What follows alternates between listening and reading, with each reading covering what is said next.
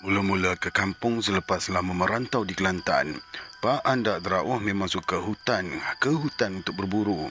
Kadang-kala merungut juga Mak Andak Nah, tetapi Pak Andak Drauh bukanlah orang yang boleh dihalang. Apabila dia pulang dengan membawa hasil buruannya, Mak Andak Nah juga ikut sama gembira.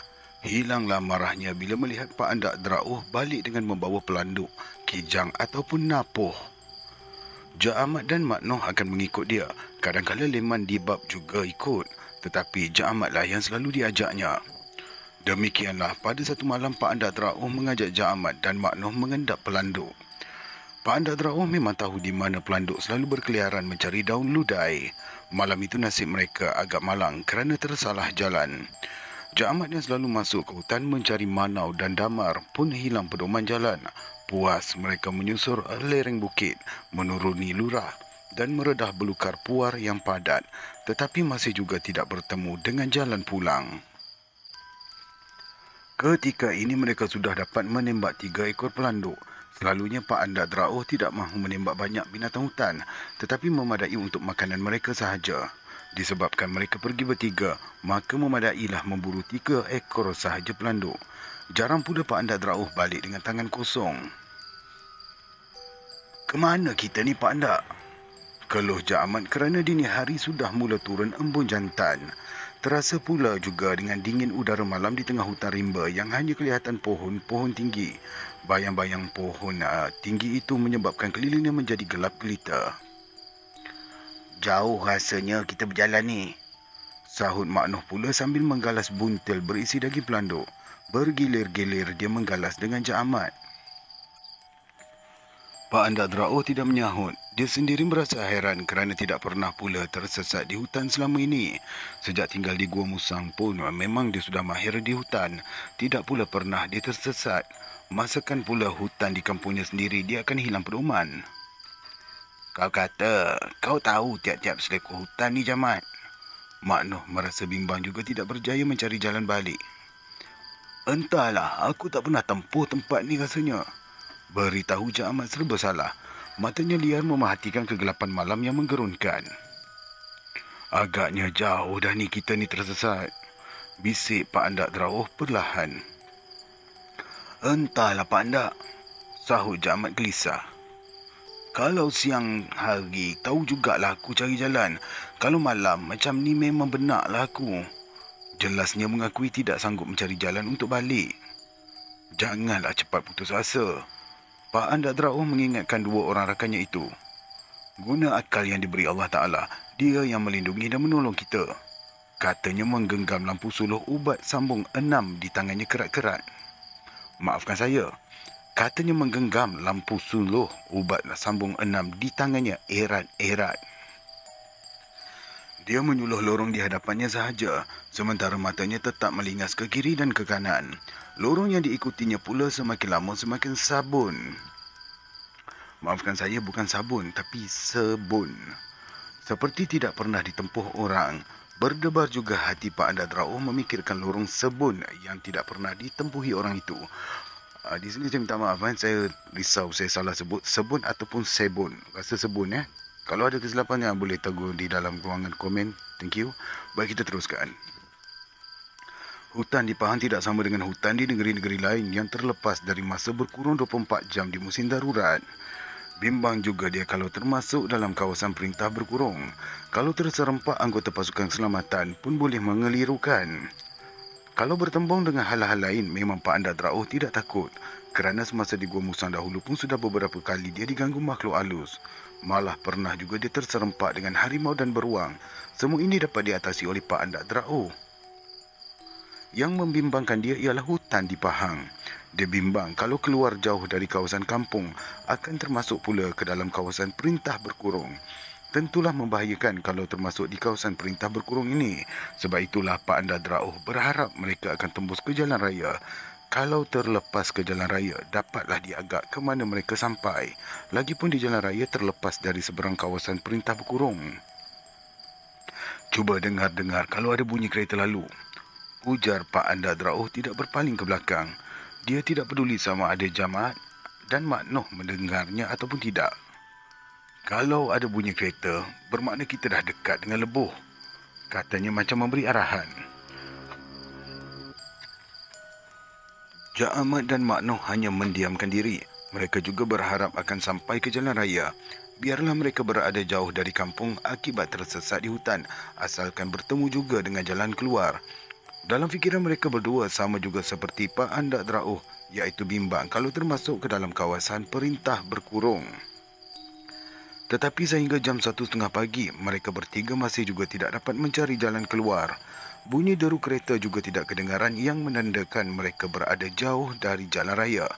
Kokokan ayam juga tidak kedengaran yang boleh memberi alamat terdapatnya perkampungan orang, setidak-tidaknya perkampungan orang asli. Terniat juga pada hati Pak Andak Drauh mahu bermalam di hutan itu, tetapi memikirkan jam sudah 1:30 pagi, sia-sia pula bermalam di situ. Lebih baik mereka mencari jalan untuk balik. Mungkinlah kalau terus juga mencari, mereka akan bertemu juga dengan tanda yang boleh memberi pedoman. Kita ni dah jauh ke tengah hutan agaknya, Pak Andak. Jak Ahmad semakin gelisah. Boleh jadi juga ni, sahut Mak Noh mengeluh pahit. Tak ada pun kita dengar bunyi kereta lalu di bawah bukit. Bunyi ayam berkukuk pun tak ada. Katanya menampakkan kegelisahan sama seperti jamaat juga. Pak Andak Drauh sudah mula merasa letih. Matanya melingas-lingas memerhati kalau nampak api di seberang bukit. Dalam gelap malam itu tidak ada apa-apa yang kelihatan. Walaupun kabus yang mulai turun menutupi pandangan, tetapi mereka dapat mengagak bahawa di seberang bukit adalah tanah pamah. Sekiranya ada api, tentulah menembusi kabus tebal berkenaan. Ketika itulah, Jak Ahmad menceritakan pada Pak Andak Drauh pengalamannya sewaktu sesat di hutan bersama dengan arwah ayahnya, iaitu Dukun Amin. Kata Jak Ahmad, setelah puas berjalan, dia dan ayahnya menemui sebuah rumah buruk. Disebabkan keletihan, mereka berdua pun masuk juga ke rumah buruk itu. Didapatinya rumah buruk itu adalah rumah tinggal yang tidak didiami lagi. Dukun Amin menyuruh Jak Ahmad berehat sementara menunggu hari siang. Disebabkan ayahnya ada bersama, Jak Ahmad memberanikan juga hatinya untuk tidur. Ayahnya mengumpulkan kayu-kayu buruk yang bersepah, dibakar buat unggun api bagi menjauhkan gangguan nyamuk. Baru Jak Ahmad mahu terlelap, dia terdengar ayahnya memarahi sesuatu. Bila dia membuka mata, didapati ayahnya sedang bercekak pinggang berdepan dengan satu lembaga yang duduk bersila di atas awang-awangan. Awak tak minta izin masuk rumah kawan ni, Tok Dukun, kata lembaga itu dengan suara garau yang sayup di kerongkong. Awak jangan cuba nak cari geruh kawan. Jerkah Dukun Amit tidak berganjak dari tempat dia berdiri bercekak pinggang. Jak Ahmad dapat melihat dengan jelas lembaga berkenaan di satu sudut. Rambutnya panjang sampai menutup muka. Dia duduk seperti di atas pangkin, bersila kukuh dengan dua tangannya tertumpu ke lutut. Tetapi sebenarnya tidak ada pangkin ataupun tempat lembaga itu duduk.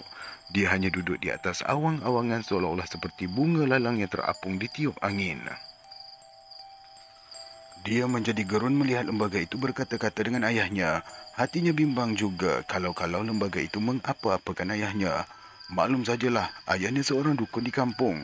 Biasanya, dukunlah yang sering menghadapi dugaan demikian kalau tersilap langkah. Lebih baik awak pergi. Dukun Amit mengusir lembaga berkenaan supaya tidak mengganggu. Kawan nak pergi ke mana? Ini kau rumah kawan. Balas lembaga itu marah. Kalau macam tu, biarlah kawan yang pergi, kata Dukun Amit menggertak bibir. Suka hati awak lah, tapi kayu-kayu kawan yang awak bakar tu macam mana? Ujarnya macam mengugut. Ini kawan boleh ganti, sahut Dukun Amit keras. Senang awak cakap. Lembaga itu mengejek. Dia tetap berkeras tidak mahu diganti dengan yang baru. Dia mahu Dukun Amit mengembalikan kayu-kayu yang sudah dibakar itu seperti asalnya.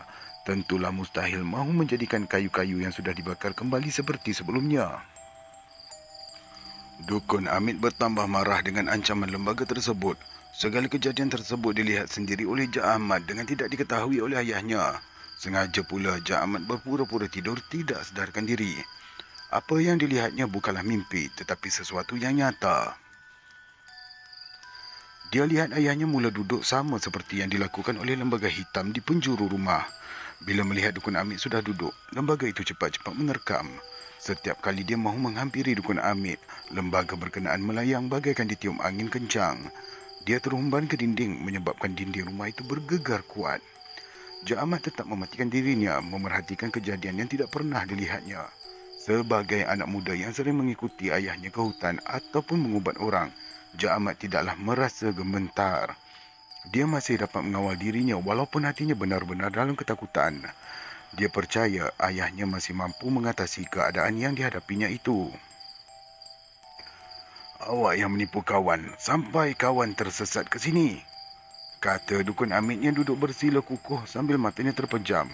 Cik Ahmad tidak tahu apa yang dilakukan oleh ayahnya. "Dah tu sekarang ni awak pula nak ugut kawan pula," ujurnya macam mengejek lembaga tersebut. Cik Ahmad nampak lembaga itu seperti mengeliak kesakitan apabila terhumban ke dinding. "Aku tahu asal kau jadi orang sesat di hutan, asal kau jadi," tegas dukun Amit lantas mengangkat sebelah tangannya menghalakan tapak tangannya ke arah lembaga hitam yang masih mengeliat-liat di dinding. "Jangan kau ganggu aku, anak cucu Malim Kerimun yang punya jaga." Dia menumbuk angin dengan pantas. Apabila penumbuk dukun Amit dihayun ke udara, lembaga itu terpelanting seolah-olah disinggahi penumbuk dukun Amit. Dia termengah-mengah bagaikan menahan kesakitan. "Sekarang pergi kau, pergi," perintah dukun Amit. Perlahan-lahan lembaga itu bertukar menjadi asap langsung hilang dalam kegelapan malam. Selepas lembaga itu hilang, barulah Cik Ahmad cepat-cepat bangun mendapatkan ayahnya. Terkejut juga dukun Amit kerana diketahuinya Cik Ahmad tidak tidur. "Ini permainan orang ke hutan," beritahu dukun Amit kepada anaknya. Walaupun dipujuk disuruh tidur oleh dukun Amit, namun Cik Ahmad tidak dapat melelapkan mata. Hatinya tetap teringat dengan peristiwa yang baru berlaku di hadapan matanya. Masih terpandang-pandang olehnya wajah lembaga itu yang berkedut-kedut sampai wajahnya tidak jelas kelihatan. Setelah hari siang, Cik Ahmad dapati rumah kosong yang dimasukinya itu hanyalah bangsal tempat orang menunggu durian.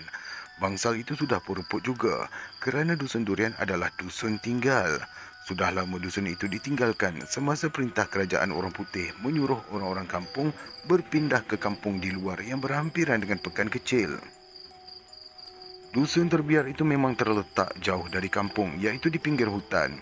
Selepas tidak ada gangguan apa-apa lagi, Cik Ahmad dan ayahnya pun menyeberangi sawah yang sudah menjadi paya sampailah ke kampung yang ditinggalkan. Kemudian barulah mereka balik menuju ke kampung tempat tinggalnya. Cerita Cik Ahmad ini tidak mengherankan Pak Andar Draoh langsung. Dia hanya tersengih-sengih saja kerana dia tahu Cik Ahmad mulai takut apabila teringat semula peristiwa dia bersama dengan arwah ayahnya yang diganggu di rumah buruk. "Kau takut ke, Cik Ahmad?" soal Pak Andar Draoh sengaja menduga. Belum sempat Cik Ahmad menyahut, tiba-tiba dia terjerit kesakitan. Cik Ahmad terguling ke tanah disebabkan kakinya tersepak akar pokok. Dia jatuh terlibas pada perdu pokok besar di lereng bukit. Cepat-cepat pula Pak Andar Draoh dan Mak Noh menerpa ke arahnya. Mak Noh membantu Cik Ahmad duduk bersandar pada perdu pokok. Tetapi Cik Ahmad bersusah payah mahu bangun semula. Dia terkinjal-kinjal menahan sakit sambil memegang bahagian lengan kanannya. "Tangan aku ni, Pak Andar," bisik Cik Ahmad perlahan merintih-rintih kesakitan. Pak Andar Draoh menyuluk ke tangan Cik Ahmad. Hatinya berdebar melihat tangannya bengkok sedikit. Kau jangan bergerak, Cik Ahmad," perintah Pak Andar Draoh sambil mengenjur-ngenjur tangan Cik Ahmad. "Patah ke tangan aku ni, Pak Andar?"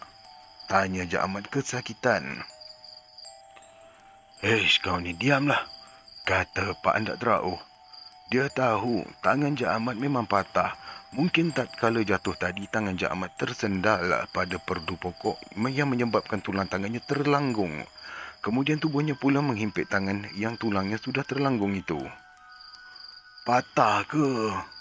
desak Cik Ahmad lagi. Memang dia sendiri sudah menduga tangannya patah. Cuma dia mahu kepastian sahaja dari Pak Andar Draoh. Cik Ahmad dapat merasakan kesakitan di tangannya itu.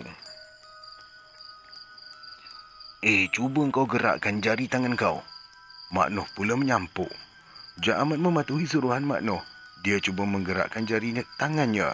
tetapi ternyata tidak dapat digerakkan. Patah nampaknya ini Pak Andak, beritahu Mak Noh. Pak Andak Draoh diam sahaja. Terus dia memapah Jak Ahmad menuruni bukit sehinggalah sampai ke kawasan tanah getah. Pokok-pokok getah di situ sudah tua dan dipenuhi belukar senduduk. Alhamdulillah, kita dah sampai ke kampung orang, ujar Pak Andak Draoh memapah Jak Ahmad. Dia dapat menduga sudah sampai ke kawasan kampung kerana menemui kebun getah pokok tua itu. Biasanya, kebun getah tentulah berdekatan dengan kampung. Tetapi puas mereka meredah belukar senduduk itu, tidak juga kelihatan rumah orang.